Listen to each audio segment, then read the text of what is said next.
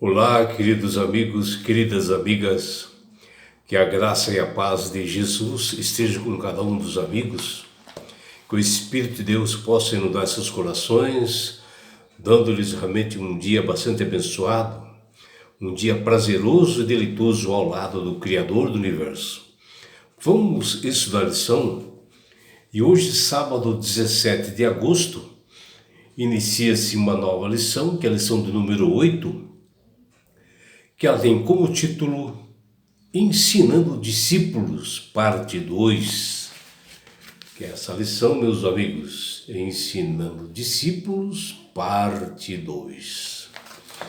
E o que nós vemos na lição que nós estudaremos nessa semana, por alguma razão, o Evangelho de Marcos, nesse capítulo 10, que é o capítulo que nós veremos durante esta semana, ele é o único que contém todas as predições de Jesus a respeito de sua morte e ressurreição. E em todas elas ele falou com bastante clareza, ensinando seus discípulos. O que impedia o entendimento dos discípulos era provavelmente a negação em aceitar que eles seriam separados do seu mestre. Aquilo era demais para as mentes daqueles discípulos, que eles estavam assim ansiosos por uma grandeza, uma liderança firme na época. E hoje a dificuldade das pessoas aceitarem a Jesus é por elas não concordarem que ele, Jesus, é o único meio de salvação. E as pessoas no mundo hoje ficam muito agarradas à idolatria. O percurso de Cristo na Terra, no entanto, tinha um plano sequencial, que os discípulos não souberam reconhecer o que é vida de Jesus e seu ministério, morte e ressurreição. E isto nós podemos ver claramente no Antigo Testamento.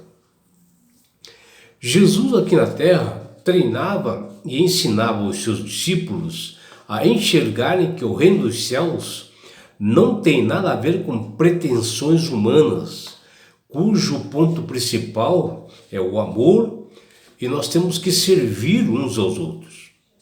Por isso que o autor da lição da escola sabatina desta semana, ele colocou no verso para memorizar algo que Jesus falou realmente para todos nós e que Marcos narra desta forma: pois o próprio Filho do Homem não veio para ser servido, mas para servir e dar a sua vida em resgate por muitos, que está lá em Marcos capítulo 10, versículos 45. E aqui Jesus ele resume nessa passagem o objetivo essencial de sua missão como realmente o Salvador do mundo: dar a sua vida por pecadores para libertar o ser humano do pecado e da morte eterna, em uma missão redentora servindo a humanidade. O discípulo Marcos, em seus livros, ele enfatizou a consideração especial que Jesus deu ao reino dos céus nas suas pregações. E Marcos falou com detalhes sobre isso. No capítulo 10 de Marcos, contudo, o Evangelho observa o impacto do reino de Deus no coração das pessoas que aceitam os princípios desse reino na vida delas. Assim como nos capítulos anteriores do Evangelho de Marcos, o tema do reino de Deus é o assunto central nesse capítulo 10 que nós veremos esta semana. E nesse capítulo, o autor aborda o interesse relacionado de uma pergunta que quase todos fazem: como posso entrar no reino de Deus? Servir a Jesus é um desafio constante na nossa vida cristã, onde haverá dias que nós enfrentaremos conflitos a respeito de nossa fé, E nós nos decepcionaremos conosco mesmo, devido às nossas atitudes, né? Diante dos erros que nós cometemos, colocando à prova, às vezes, da nossa fidelidade para Deus. O interessante é que Jesus se importa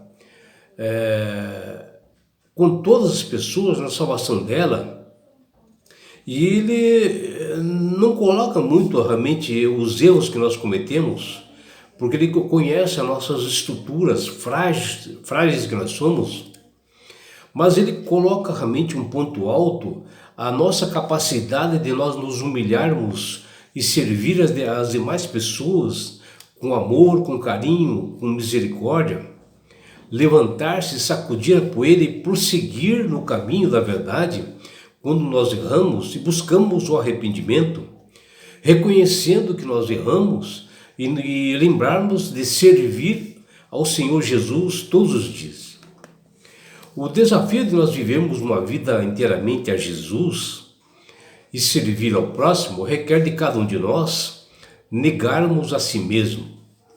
E se nós queremos herdar o reino dos céus, não podemos hoje viver uma vida somente para nós, mas em primeiro lugar para Cristo, né? E assim, nossos desejos, as nossas vontades, elas devem ser suprimidas pela vontade e o querer de Deus. E isso tem que estar bem circuncidado no nosso coração. E o apóstolo Paulo, né, em Gálatas capítulo 2, versículo 20, ele nos diz algo bastante importante. Vejam o que ele diz: já estou crucificado com Cristo, e vivo, não mais eu, mas Cristo vive em mim.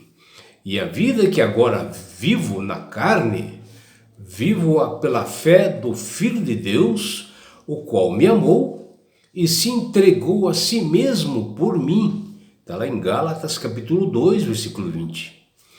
Que maravilha, né, essa passagem, né, meus amigos?